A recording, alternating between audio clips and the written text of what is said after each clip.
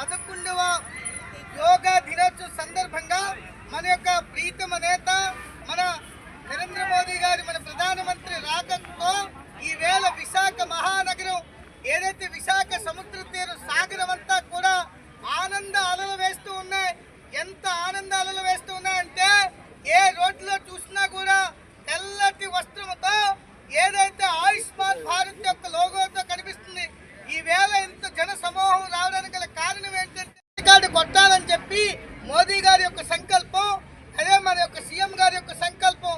అందులో భాగమే ఈవేళ తండోపతండాలుగా కొండల నుంచి కోనల నుంచి గ్రామ గ్రామాల పట్టణాల నుంచి కూడా తరలి వచ్చినటువంటి ప్రతి ప్రజానికం కూడా ఈ ఎండని లెక్క చేయకుండా ఈవేళ మనం రోడ్ల మీద మనం ఈవేళ కూర్చొని ఉన్నాం.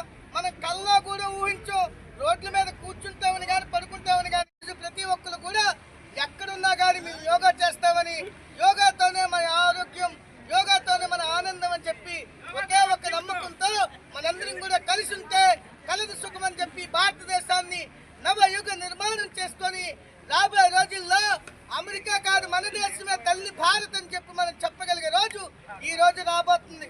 భారత్